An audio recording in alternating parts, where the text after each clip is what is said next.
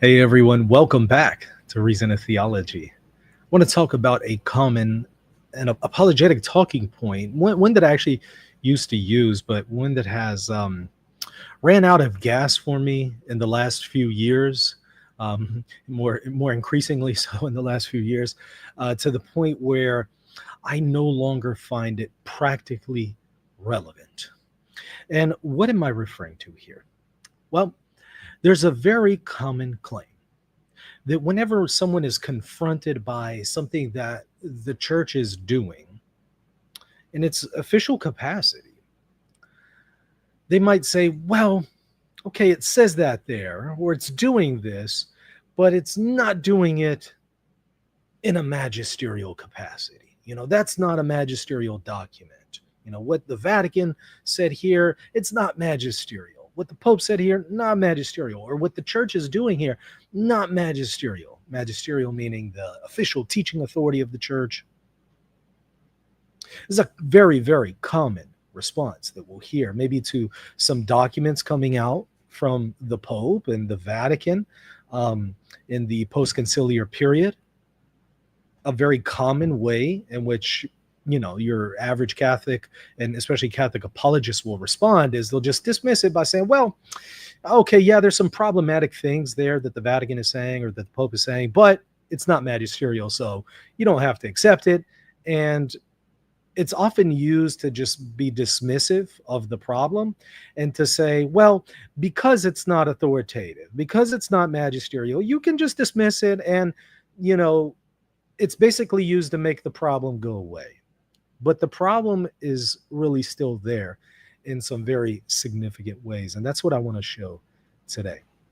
Now, let me say at the outset, a lot of times when people say, well, that document or what they're doing there isn't magisterial, a lot of times it actually is, just in point of fact. Or maybe they're referring to a document that is not magisterial, but that document has been confirmed by a different document that is magisterial. So it ends up cashing out to being magisterial elsewhere. Tabling that, putting that to the side. Let's just talk about cases that are not magisterial, problematic things that come out from a pope or the Vatican, a Vatican dicastery, that people want to say, well, it's not magisterial, and just kind of hope that the issue goes away. Here's the problem with that. What good is something on paper if it's not being backed up in practice? Here's what I'm saying. If you have something that is being put forward in a document, or you have a practice of the church that's in conflict with something that is magisterial, that is official and authoritative, well, what good is the magisterial teaching in the official position of the church if it's continually being undermined by non-magisterial documents and church practice? So what good is something on paper, theoretically, if it's not backed up in practice and not backed up in non-magisterial documents? Let's say you have a document from a Vatican dicastery or just some other kind of Vatican office.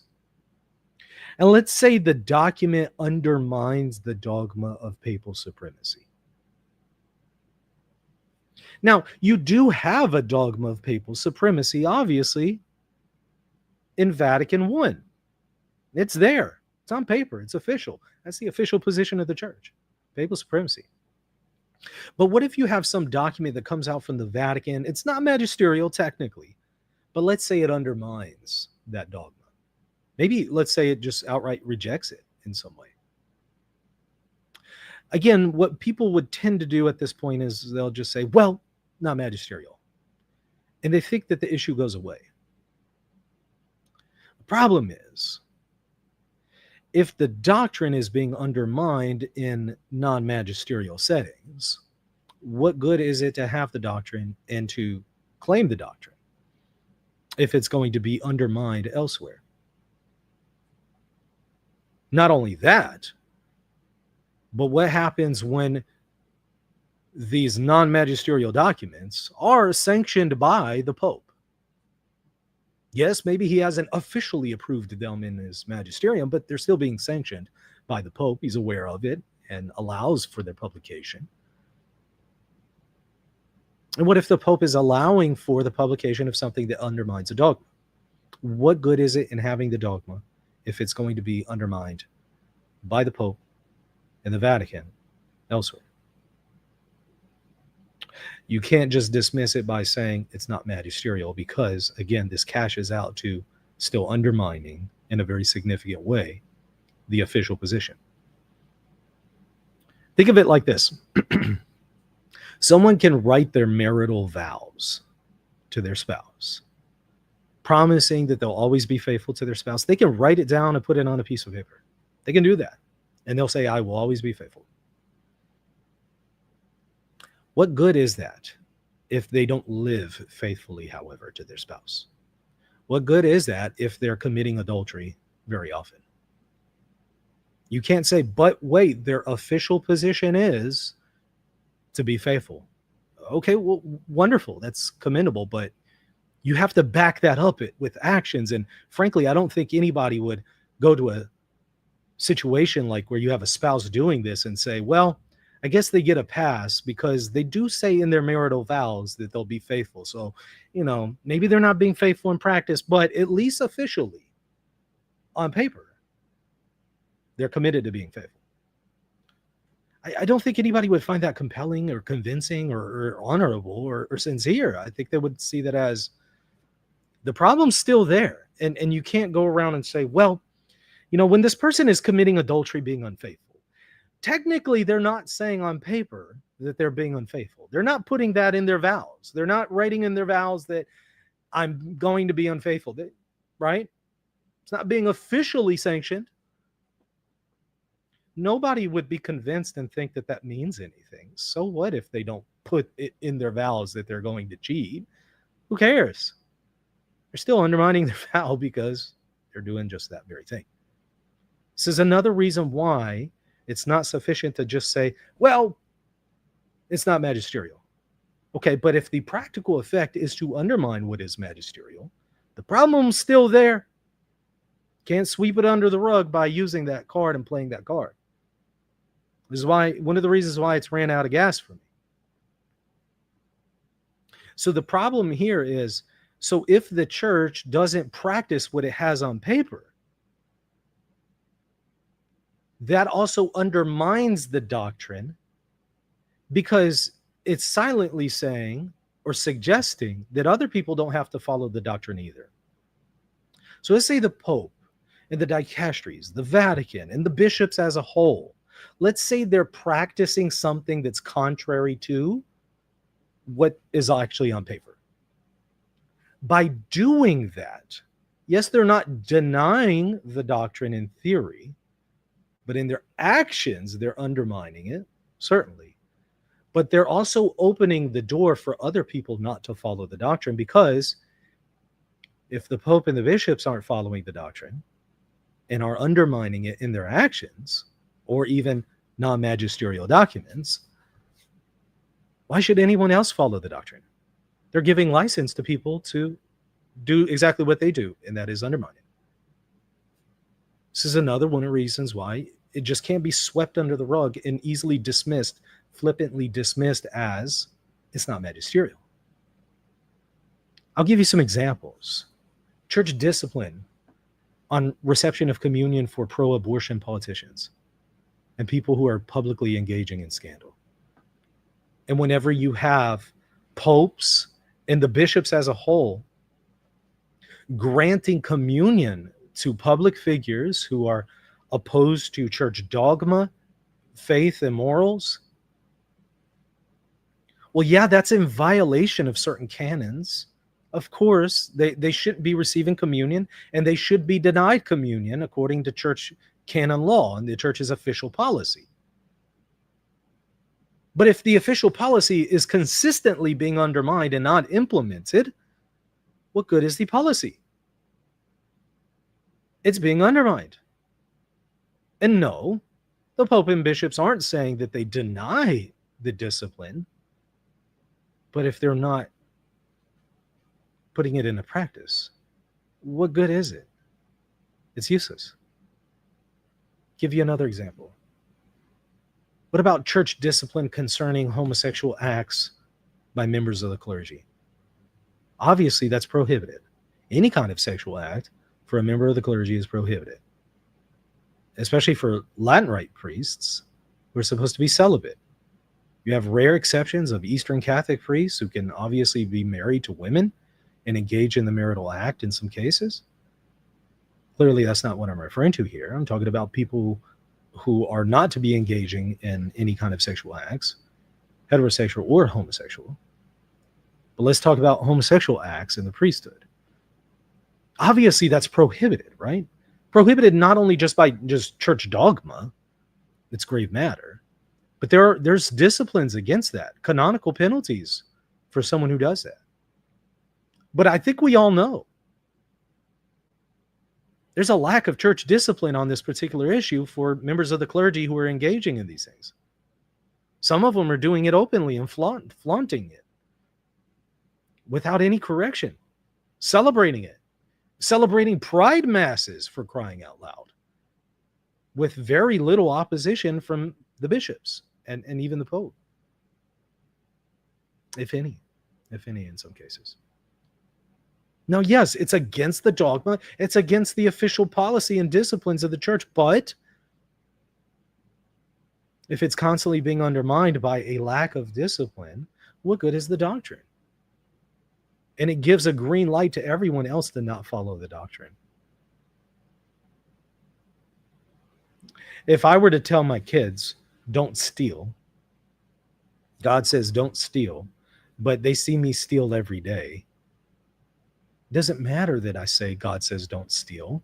I'm giving them license to do the same because I'm clearly showing to them I don't really believe what I say because my actions are contradicting my words. Now, you can't say, well, technically what the church is doing here isn't magisterial. Doesn't really work. It's not very satisfying. What about the church's approach to non-Christian religions, or even just non-Catholics, ecumenism, or interreligious dialogue? Take the Buddhists, for example. You continually have documents from the Vatican written to Buddhists. We just saw one from Pope Leo XIV the other day. And a lot of people criticize these documents every time they come out because there's no call to conversion and there's an implicit endorsement of some elements of Buddhism in there, and in some cases explicit endorsement.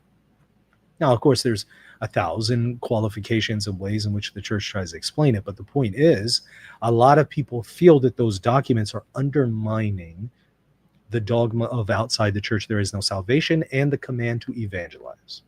Now, whether or not that's a legitimate concern that they're having or there's misunderstanding, we can talk about that. But the thing is, there's very common and popular sentiment among numerous Catholics that the churches, especially interreligious dialogue, but also ecumenical relations, undermine the church's teachings at the very least. At the very least. In some cases, many would argue it negates the teachings. In others, they would argue it weakens it. Now, when the Vatican releases one of these documents, the common response for people who are frustrated with these documents and have concerns about them, the common response and the common go-to argument that they'll use and apologists will often use is, well, it's not magisterial. Or some document undermining papal supremacy in a dialogue between Catholics and Eastern Orthodox, well, not magisterial. And they'll hope the issue goes away because of that. But what happens when there's a repetition of these documents for over 70 years? Multiple times every year for over 70 years. There becomes a pattern, a disposition. a habitual approach, a consistent approach. One can't just say, well, it's not magisterial. Well, if the entire disposition of the popes and the bishops are against the official doctrine, what good is the doctrine? It doesn't matter at that point. So one can't dismiss it by just simply saying it's not magisterial. The problem doesn't go away. It doesn't poof disappear. It doesn't disappear. That might work for somebody who's desperate to try to save the day here, but it doesn't really relieve the tension and concerns for most people out there. They're still going to be concerned. And rightly so. I would understand why they would be concerned. If they're struggling with the approach of the church in a religious dialogue and they feel that it undermines the doctrine, I would totally understand why they wouldn't be satisfied with the claim of, well, it's not magisterial. If the consistent behavior undermines the doctrine, having a doctrine at that point doesn't matter. In the same way, if your consistent behavior as a spouse is to cheat on your spouse, I don't care if you said in your vows that you promise to be faithful. I don't care that you say that. You're undermining it. And you might as well just throw out your vows. Your vows don't matter if you're consistently breaking your vow. Your vow meant nothing.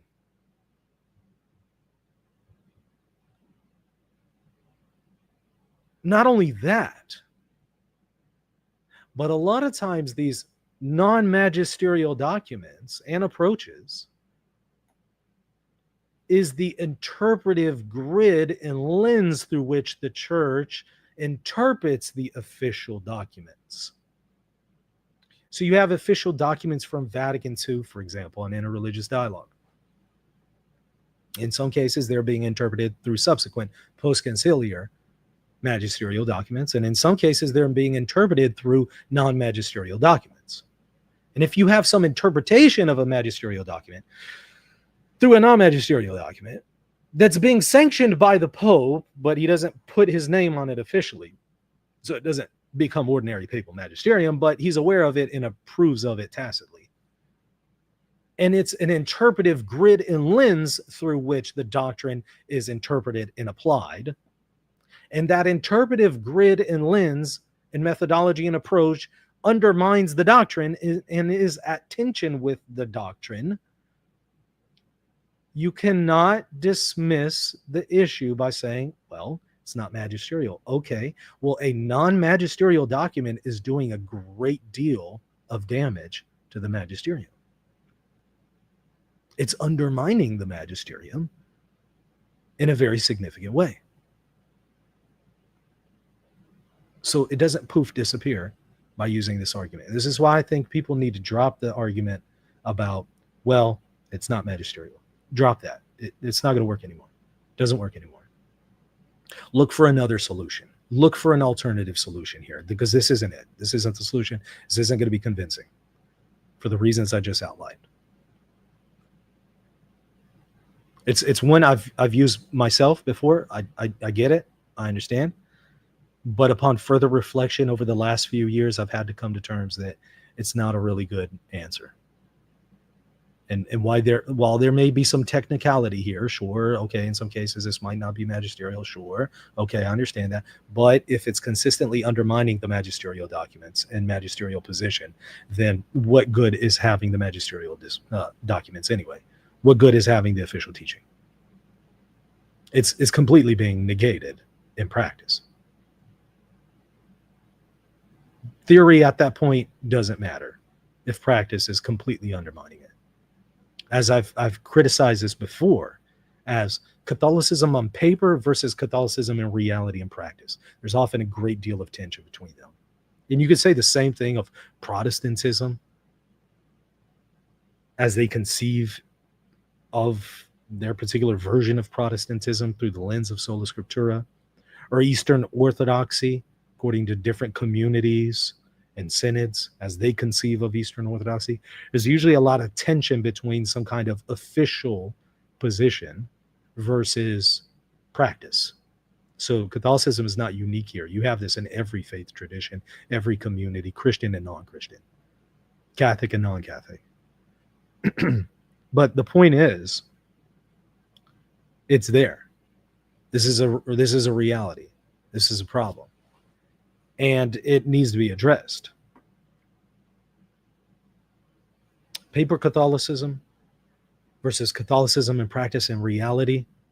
There's usually such a wide divergence between the two. There's such a large gap between the two that a lot of times things becomes intellectually unsatisfying.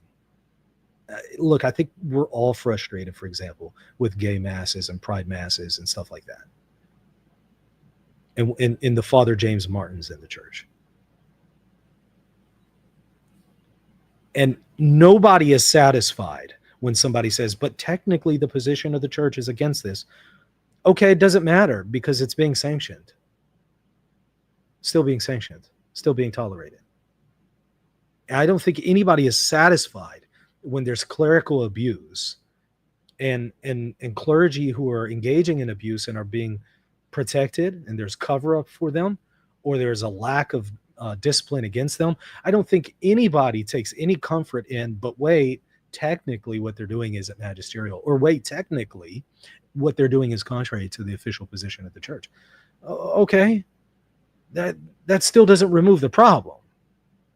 All the more reason why this is an issue, because it's now something that's being sanctioned when it's admittedly against the church's doctrine and discipline. It's being sanctioned and tolerated. You might as well throw out the doctrine at that point. Somebody asked in the chat, how is it justified by Rome that there are pride masses?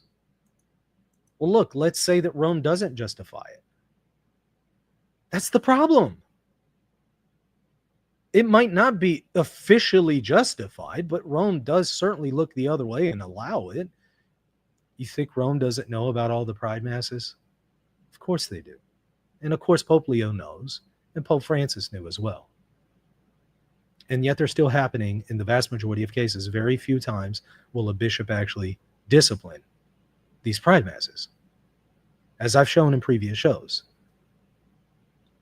So it might not be officially allowed on paper. Okay, that doesn't alleviate the concerns because it's still being allowed, and there's still some kind of sanction for this by looking the other way. And at some point, silence becomes being complicit, and silence becomes an unofficial endorsement. And so when the Pope and the bishops are silent about these things, at the end of the day, it's being implicitly endorsed. The problem's still there. So while you might not be able to point to a magisterial document that says pride masses are allowed, and you might even be able to point to magisterial documents that would not allow for pride masses, that doesn't help anyone. Well, your local Catholic who goes to his local parish and sees a pride mass, they can pull out the official documents of the church and show it to the bishop all day long saying it's wrong. And guess what? In many cases, the bishop won't even give them the time of day, let alone do something about it, let alone would Rome do something about it. So at the end of the day, the piece of paper doesn't matter for your average Catholic that has to deal with this problem.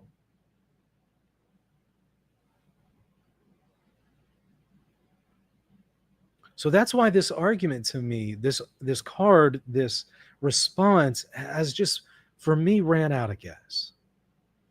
Now, if you don't agree with me, or you still think there's merit to it, or you evaluate the situation differently, wonderful. Feel free to disagree with me. I'm not infallible. I'm just giving you my assessment and analysis for whatever it's worth. Take whatever you find from it to be beneficial. Anything you don't find from what I'm saying and my position to be beneficial, anything you find to be unhelpful, leave it. Leave it. I'm not your Pope. I'm not infallible. Take good from me, leave the bad. So I'm not saying that people have to agree with me, but I'm at the very least explaining why, for me personally, I don't use this argument anymore. And I don't find it very helpful when other people respond to concerns that I have with that kind of answer. I have to respectfully say, I understand where you're coming from, but for me, it doesn't. It's ran out of gas. It doesn't really do a whole lot for me. It doesn't move the needle for me because of the reasons I just outlined here. So I have to respectfully disagree whenever a person tries to alleviate my concerns about some situation by saying, well, technically it's not magisterial. I'm sorry, it's ran out of gas. That doesn't work for me. Nobody can practically live that way. That might work intellectually for you for a few years, but after a while, you're not going to be satisfied with that when you're confronted with Catholicism in practice and seeing the tension between it and Catholicism on paper. You can't live in fantasy land. You can't live in conception land. You can't live in ideal land. You can't live in objective theology land practically. At some point, you're confronted with how things are in reality. I mean, look at the liturgy. On paper, the Novus Ordo is supposed to be one way. On paper. On paper. I think we all know the vast majority of Catholic parishes, what's being done in practice is not at all reflective of what should be done on paper. I think we all know that. And a lot of people have concerns about that. And I understand that. I totally get that. I've lived through those concerns. I get it. I understand. And for someone to come along and say, well, technically, what they're doing here isn't magisterial, or technically it's contrary to what the Novus Ordo is saying, and its official structure and form, that's not satisfying to people. They're not going to find that very comforting, reassuring. They're still going to be confronted with how things are in reality. It's like this.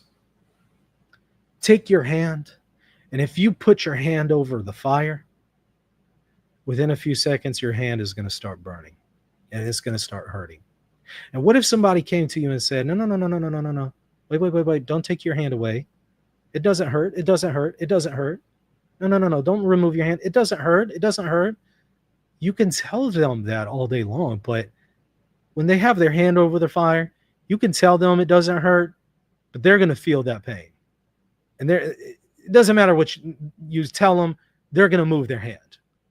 Because that pain, the reality, is going to overcome what you're telling them. And that's similar to what I'm discussing here. Just simply telling people, well, that's not the official policy, or that's not the official position, or that's not how it should be done. Okay, problem's still there. And if it's not going to be corrected, what good is the official policy anyway? Stephanie in the chat is saying, people click on the like button, share and subscribe. Yes, please do that. Some people appreciate these videos, appreciate me being candid, offering reflective thoughts on these things. Others are not happy with it. They want me to bury my head in the sand. That's not going to happen. If you haven't gotten the memo by now, I'm not the kind of person who buries my head in the sand and just pretends everything's okay, and just doesn't say anything and looks the other way. I'm not that kind of person. I'm where there's smoke, there's fire. Where there's an issue, I'm going to address it. I try to do so in a constructive and beneficial way. If I'm failing at that, please forgive me. Help me do better. I certainly want to do better. But I still think that we need to have conversations that might be uncomfortable, to challenge us, to help us grow, and to help us find workable solutions. Because I promise you this, we will not find solutions to these things if we just bury our head in the sand and don't talk about them and don't confront these issues. We will not find a solution. And I promise you this, the Vatican won't offer any solutions until it's being discussed enough in the popular forum. When there's enough discussion and controversy and questions on a matter, it becomes a little bit more likely that the Vatican will do something about it. But if people aren't talking about it and aren't expressing concerns in a beneficial and constructive way, as one is allowed to do per Canon 212.3, then, the Vatican isn't going to get the feedback it needs. Fozzie says, isn't this the same place that Bishop Strickland is coming from? No. Although Strickland has said some of these things along those lines. No, Strickland's position is much broader than what I'm expressing here. Strickland believes that the magisterium is teaching heresy. So he doesn't believe just that the church is undermining its own teachings. He believes that the church teachings themselves are heretical.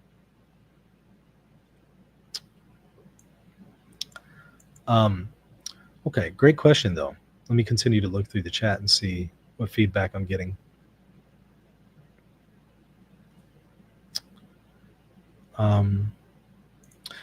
Paul says, I see a similarity with Arianism, maybe not perfectly, but it's like the church just waited for the error to die out. I get what you're saying. There might be some parallels there.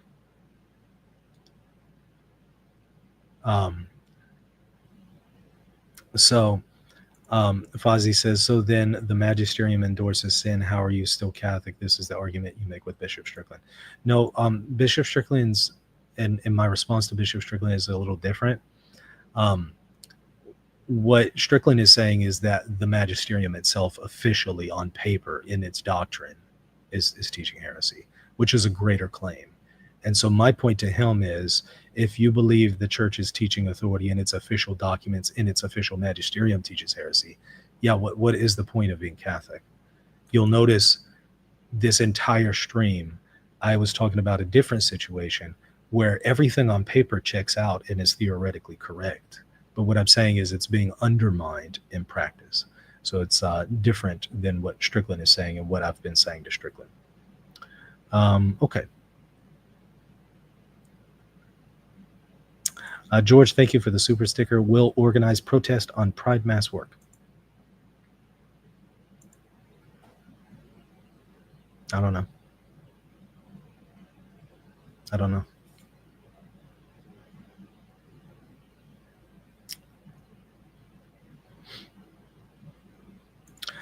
Why can't they correct the teachings? Who's they, and what teachings are we referring to? I'm a little bit at a loss of what you're referring to, unless you're referring to the magisterium correcting itself on magisterial instances that Strickland claims are heretical.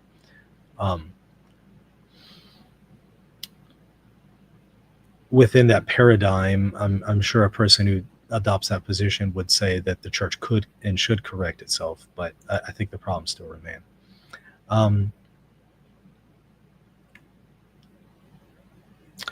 So will you admit that the Chieti document papally accepted, which says that Rome had no jurisdiction in the East, is legitimate, even though it's not ex cathedra? That's not what it says, but I understand why you get the impression that it says that. But here's a perfect example, right? Let's just theoretically go with what you're saying, even though I don't think you're interpreting it accurately. Let's just pretend that you are, just for a hypothetical sake. In that case, if somebody just said, well, okay, but it's not magisterial, that's not going to be satisfying for the very reasons I just mentioned here.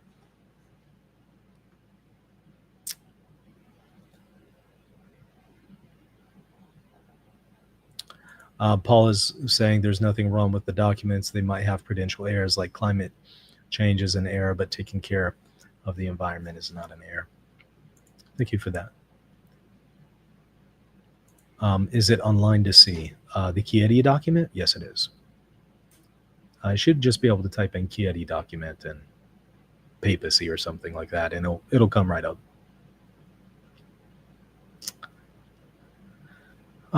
Okay, what else do we have? Looking through the chat, trying to see if there's any other questions. These are great questions, by the way.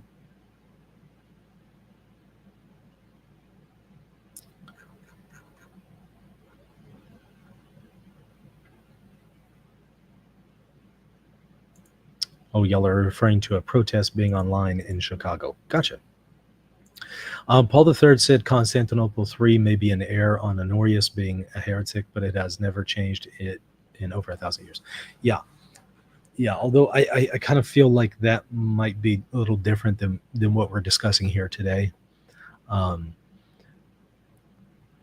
um, maybe there's some application to what we're discussing here today with that. Um, but I think it would be pretty remote. I think maybe a better connection would be um, the communion for pro-abortion politicians issue. I think that's a really good one. Thoughts on face tattoos? I would not get one. Uh, you know, any viewers who have them, not knocking you. I'm just saying I wouldn't personally do that.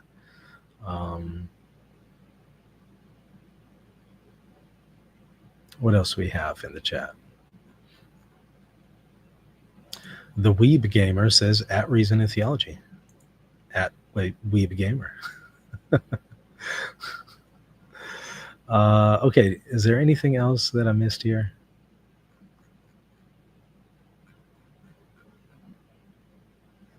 Waiting for the chat to load. I think I grabbed everything. Okay, good. Hopefully this has been helpful. I don't think that we will find solutions to things until we have honest and open discussions about them in a constructive way, which of course the church allows for. The church allows for, as I've pointed out numerous times, constructive criticism. The church allows for it to be done in public as well, not just private, but public. And it does not require that it has to first be done in private. So I think that we need to have constructive conversations, respectful conversations about some of the concerns that I've mentioned here today, and look for better solutions rather than continuing to employ bad arguments and responses that I don't think are sufficient. They don't work, and they'll likely turn away people who are still looking for sincere answers and solutions.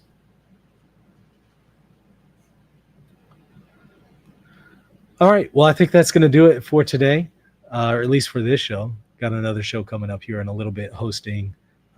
Some guys are going to be coming on, and so look for another stream in just a little bit.